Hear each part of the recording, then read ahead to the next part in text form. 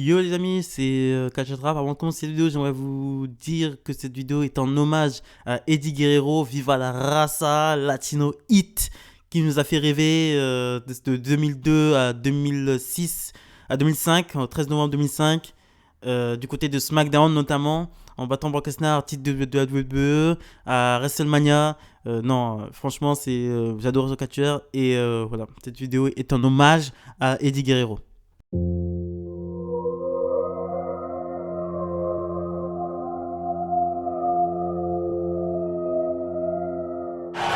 Do I have everybody's attention now? Yo, bien sûr, Catch Attrape, la chaîne on parle catch. Aujourd'hui, review de SmackDown du 13 novembre 2020. Et avant de commencer cette vidéo, j'aimerais vous demander de vous abonner. Pratiquement les 100 abonnés, les gars. On y est presque au putain de 100 abonnés. Likez, commentez, partagez ça entre vos potes. Si vous êtes des petits fans de catch, machin, partagez ça entre potes. On en discute en section commentaires aussi. Si vous avez besoin de m'envoyer un message, envoyez-moi un message. Soit sur Instagram qui se trouve en description, soit dans ma barre de commentaires. Parce que ma chaîne est faite en premier pour échanger avec des nouveaux fans de catch que vous êtes. Et voilà, donc on enchaîne directement avec Roman Reigns et Paul Heyman qui sont sur le ring. Roman Reigns demande à Paul Heyman comment se nomme l'endroit où il se trouve. Heyman répond que c'est l'île de la pertinence. Roman Reigns argumente en disant que Jey Uso, il est passé de simples jumeaux en équipe qui servaient à rien à un mec qui détruit Roman Reigns et qui conduira SmackDown à la victoire aux Series. Et il dit qu'il battra, quant à lui, il battra Randy Orton, que Orton n'est qu'un champion secondaire. Il est interrompu par Drew McIntyre qui vient à SmackDown et dit qu'il affrontera, que c'est lui qui l'affrontera. Parce qu'il se rappelle que la dernière fois qu'il s'est retrouvé sur le ring avec Roman Reigns, c'était au Rumble. Et il a éliminé Roman Reigns au Rumble. Et il a battu en 5 minutes l'ancien protégé de Paul Heyman. Et il poursuit en disant que lorsque Reigns a déserté la WWE, c'est lui qui a pris le relais en tant que visage de la compagnie. Et Roman Reigns dit qu'il ne regarde pas Raw comme beaucoup de monde, puisque les fans regardent plutôt SmackDown. Et du coup, il ne connaît pas Drew McIntyre. Et que c'est lui qui va reprendre le titre. Et Drew McIntyre poursuit en disant que c'est lui qui va prendre, comme Roman Reigns ne sait pas qui il est, il lui dit qu'il est celui qui va prendre le titre à Randy Orton à Raw la semaine prochaine et qui va le battre au Survivor Series. Ensuite on a Jey Uso qui arrive pour nous couper de ce super segment entre Roman Reigns et Jey Uso. Il arrive en courant comme un chien et il dit waf waf waf Kevin Owens, waf waf waf, respect à la semaine prochaine. What? Non, je rigole. Il dit Kevin Owens va manquer de respect, un chien quoi. Il arrivait tel un chien c'était vraiment un chien, il est arrivé comme un chien. C'était vraiment rigolo. Il est arrivé, il dit que Kevin Owens lui a manqué de respect la semaine dernière. Il en a payé le prix. Il dit que Drew McIntyre aussi est en train de lui manquer de respect et le challenge dans un match 1 contre 1. Drew McIntyre le pousse assez facilement. Il le pousse, le mec qui traverse le ring. Roman Reigns s'interpose entre les deux et Jey Uso et Roman Reigns quitte le ring pour conclure le segment. Ensuite on retourne en backstage. Roman Reigns est hyper vénère. Il dit que c'est lui seul qui doit décider des matchs. Et il dit que c'est son ring, ses décisions. Et Jey Uso s'excuse et il dit qu'il va régler le problème. Donc le petit chien de Jey Uso se prend pour le gros chien alors qu'il n'est que le petit chien. Et le gros chien Roman Reigns lui a montré qui était le chef. On enchaîne ensuite avec Sami Zayn qui est sur le ring et il reproche aux officiels de lui avoir annoncé 1 heure avant qu'il allait défendre son titre contre Apollo Crews. Mais ce n'est pas grave, il va se servir de ce match pour envoyer un message à Bobby Lashley. Sami Zayn, il faut le faire venir plus souvent. 1 parce qu'il est champion intercontinental, 2 parce que au micro c'est une bombe ce mec, il est trop bon au micro. Sami Zayn au micro, putain j'adore. On enchaîne ensuite avec Sami Zayn contre Apollo Crews. Pendant le match, Sami Zayn tombe à l'extérieur du ring, il tire le rideau de dessous de ring. Au moment où Apollo Crews s'approche de lui, Zayn l'attrape par le slip et le projette contre l'armature en métal du ring. Et ensuite lui bloque la jambe contre l'armature du côté de ring. Donc ce qui fait que Apollo Crews est décompté à l'extérieur du ring et victoire de Sami Zayn. Donc une victoire encore en fourbe de Sami Zayn. Cette victoire qui lui va, Sami Zayn qui va, ce personnage de Great Liberator, un peu fourbe comme ça, qui s'indigne des règles les plus simples de la WWE. Est excellent, j'adore ce Sami Zayn. J'espère qu'il va, franchement, à chaque fois des petites astuces comme ça pour gagner, c'est vraiment super. Mais je veux que Sami Zayn soit là plus souvent. Je mets un point d'honneur à ce que Zayn soit là plus souvent. Donc on passe ensuite en backstage. Rey Mysterio nous parle de son match contre Seth Rollins qui aura lieu ce soir. Il dit que c'est le match qui va conclure cette rivalité. Il dit qu'il est heureux que cette rivalité va prendre fin après ce match, que cette histoire, après ça, sera de l'histoire ancienne. Et il dit que Seth Rollins se fait appeler le Messie, sauf qu'il est le diable en personne. Et il dit qu'il vaincra Rollins ce soir. On enchaîne ensuite avec la championne Sasha Banks qui arrive et qui dit que les haters... il dit que les haters disaient qu'elle ne pouvait pas conserver, mais pourtant elle est encore championne et elle parle de Carmella. Elle dit qu'elle sait que Carmella regarde ce show et elle a un message à lui faire passer, mais Bayley arrive et dans une diversion, Carmella arrive et derrière son dos et lui place un super kick. Donc Carmella est un face first, voilà, une prise, voilà. Je vous montre l'image. Donc Carmella qui se profile en tant que challengeuse numéro 1 pour le titre de Sasha Banks. J'y crois pas du tout. D'une part parce que Carmella est mauvaise in ring. Et de deux parce que son look, avant ça allait, tu vois. Elle était bien. Elle avait un petit côté un peu... Elle était fraîche avant. Mais là je sais pas ce qui lui est arrivé quoi. Je sais pas si elle s'est fait refaire, on dirait Madame Adams. C'est Halloween ou c'est comment là? C'est quoi ce maquillage? C'est quoi pourquoi elle est maigrie comme ça? Et puis je sais pas, c'est vrai qu'elle ressemble à Sasha Banks aussi, mais Sasha Banks c'est largement mieux, mais là c'est pas possible. Franchement, il faut qu'elle change de look. C'est pas ce qu'ils ont essayé de faire avec elle. Ils ont essayé d'en faire une je sais pas, une escort girl de luxe. C'est ça son gimmick, mais là ça ne va pas du tout. On enchaîne ensuite avec Dolph Ziggler contre Otis. Dolph Ziggler et Bobby Roode s'étaient foutus de la gueule d'Otis en backstage en lui disant, dans une conversation où Otis était en train de manger en backstage. Donc Otis est gros, donc il doit manger tout le temps. T'es en train de manger comme un cochon en plus. Et t'as Dolph Ziggler et Bobby Roode qui arrivent en face de lui et qui font exprès de pas le voir et qui parlent de Otis qui a perdu son meilleur ami, qui a perdu sa mallette au profit d'Otis et qui a perdu Mandy Rose. Donc Otis s'énerve et retourne la table et ensuite il mange ce qu'il y a par terre. Non, je rigole, il a pas mangé ce qu'il y avait par terre, mais il a retourné la table et ce qui nous envoie à ce match. Donc Dolph Ziggler contre Otis, malgré quelques petites interventions de Robert Roode, c'est Otis qui s'impose avec son Vader Bomb.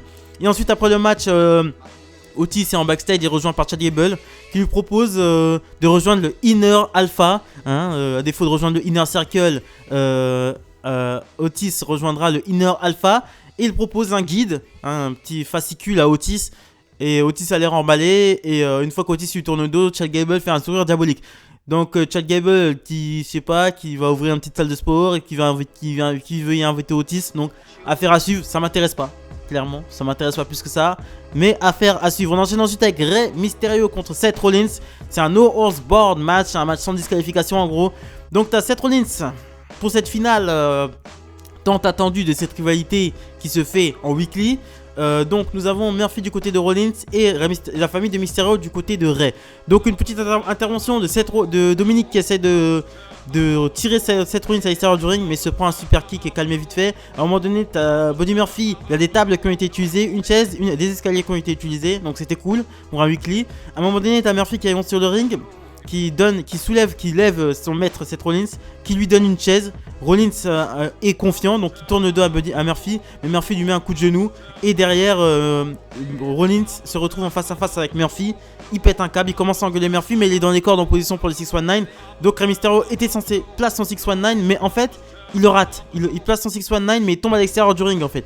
Parce que Rollins était un peu trop appuyé sur les cordes. Donc Rey Mysterio n'a pas pu prendre appui sur les cordes pour placer son coup de pied. Donc il tombe à l'extérieur du ring.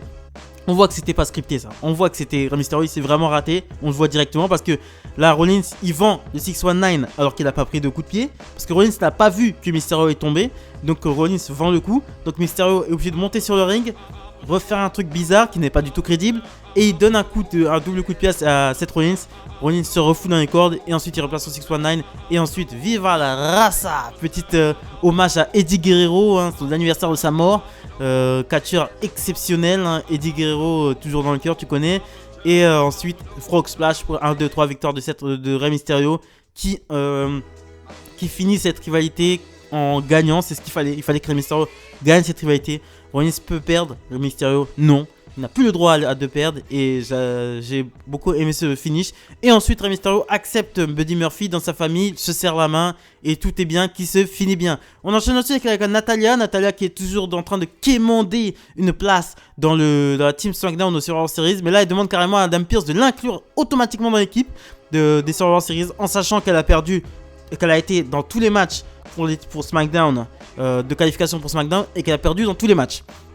Donc Adam Pearce lui dit que non, ça c'est pas possible, mais il réussit quand même à l'incruster dans un match triple menace. On apprend un peu plus tard dans cette soirée que Seth Rollins nous fait comprendre clairement à Adam Pearce. Adam Pearce c'est vraiment le punching ball de tout le monde, à Raw avec Randy Orton, là avec Natalya, et Rollins lui en met plein la gueule. Il lui dit qu'avec Mysterio, l'histoire avec Mysterio c'est terminé, il veut plus en entendre parler, mais celle avec Murphy ne fait que commencer.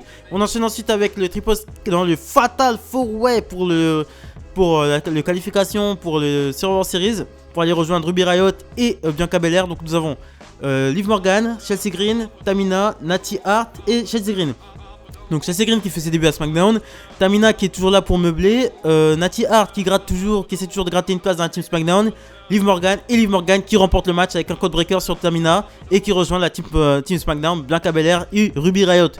Donc on n'a que 3 membres dans la team de SmackDown en 2 semaines de build-up pour les Survivor Series. C'est excellent. On enchaîne ensuite, on nous annonce ensuite que Seth Rollins fera face à Buddy Murphy la semaine prochaine. Donc on enchaîne ensuite avec le main event of the evening. Drew McIntyre fait face à Jey Uso. Donc très rapidement, tu as Roman Reigns et Paul Heyman qui sont ringside. Ça ne déconcentre pas Drew McIntyre. Drew McIntyre qui prend largement le dessus malgré quelques petits retours de Jey Uso. Et Drew McIntyre finit Jey Uso avec un Claymore Kick. Heureusement, parce que là, franchement, j'aurais arrêté de regarder du catch. Vraiment, si Jey Uso battait Drew McIntyre. Parce que Jey Uso commence vraiment à m'énerver. C'est un peu le but, mais je sais pas si c'est le but. Mais il commence à m'énerver. On dirait un sous Jason Jordan. Jason Jordan était énervant, mais il avait un truc. Jey Uso, il est énervant, mais il a pas le truc. Je suis désolé, il a pas le truc. Son frère, il a le truc. Lui, il a pas le truc. Tu vois ce que je veux dire? Donc, victoire de Drew McIntyre très rapidement qui s'impose avec son Claymore Kick. Et ensuite, il fait face à Roman Reigns. Et il demande à Roman Reigns est-ce qu'il a compris. Et ensuite, Roman Reigns se regarde. Il se fait un face-à-face avec Roman Reigns. Et ensuite, Roman Reigns repart backstage pour conclure ce SmackDown. Très bon SmackDown. Très bon SmackDown grâce à Drew McIntyre. Drew McIntyre qui style le show à chaque fois qu'il est ailleurs qu'à Raw. C'est très intelligent d'avoir fait venir Drew McIntyre pour mettre en fait Drew McIntyre, ils ont fait venir Drew McIntyre à SmackDown pour hyper le match de lundi, pour apporter un certain flou sur le match de lundi en fait. Donc en fait ils nous donnent en perspective, parce que Randy Orton et Roman Reigns, ça fait 2 semaines qu'on nous annonce qu'ils doivent s'affronter. Ok, ça fait 2 semaines qu'ils nous annoncent qu'ils doivent s'affronter, mais ils ne se sont jamais vus. Alors que là, Drew McIntyre affronte Randy Orton ce lundi, et lui a déjà fait face à Roman Reigns. Donc il y a déjà une histoire entre Roman Reigns et il y a déjà plus d'histoire entre Roman Reigns et Drew McIntyre que Roman Reigns et Randy Orton. Très intelligent d'avoir fait ça. Booking très intelligent pour Drew McIntyre. Et ensuite là on va partir sur une petite news, une très mauvaise nouvelle que j'ai appris hier soir. Zelina Vega a été virée. Voilà, la nouvelle est tombée hier soir. Zelina Vega a été virée de la WWE pour non-respect du règlement et continue à animer sa chaîne Twitch alors que la WWE ne voulait plus que les superstars agissent dessus. Elle a été opposée à cette interdiction s'était vraiment opposée très ouvertement à cette interdiction et continuait d'animer sa chaîne Twitch. Donc elle a été licenciée hier soir. Elle a reçu un courrier hier soir. Elle a fait un petit tweet où elle remercie les fans. Comme d'habitude on connaît ce genre de tweet. Et voilà, et son mec Aleister Black aurait demandé aussi à être envoyé à NXT, mais sa demande aurait été refusée. Donc je sais pas comment va réagir Aleister Black avec ça. Je pense qu'il va rester à WWE, hein, il va pas non plus partir pour ça. Mais je pense que si Zelina Vega n'a pas arrêté sa chaîne Twitch, je pense qu'elle voulait partir. Je pense qu'elle voulait partir, clairement. Donc clause de 90 jours, tout ça, hein, donc voilà. Mais je pense qu'elle voulait partir, voilà. Sinon elle aurait arrêté sa chaîne Twitch. Mais la WWE veulent trop prendre le contrôle sur leur star, c'est pas possible. La chaîne, moi je suis pas du tout d'accord, faut être un peu de liberté quand même, frère. Là c'est trop. Ils veulent trop mettre la main mise sur leurs fans, sur leurs catcheurs. Déjà ils travaillent je sais pas combien de 200 jours par an. Ils sont plus de la moitié de l'année sur les routes, plus de la moitié de l'année sur les rings. Et là vous leur niquez leur plaisir. Leur chaîne Twitch, c'est leur chaîne Twitch en fait. C'est leur chaîne Twitch. Tu peux pas leur interdire de faire des trucs qui sont en dehors du catch. Mais après dans les contrats je crois il y a des trucs, ouais, ils sont obligés d'ouvrir un Twitter, un Instagram et tout. Mais la chaîne Twitch ne rentre pas dans les contrats. C'est n'importe quoi. C'est vraiment couper les vivres, couper de la liberté des gens quoi. Ils vont leur interdire de prendre des douches aussi quoi. C'est n'importe quoi. Donc les sources de cette information, ça vient de PIW Insider et de Wrestling Vote. Donc voilà, c'est ce que je pensais de SmackDown. Abonnez-vous, de 13 novembre 2020. Abonnez-vous, likez, commentez, partagez. Très important pour vous pour la chaîne. Bon week-end les amis, salut.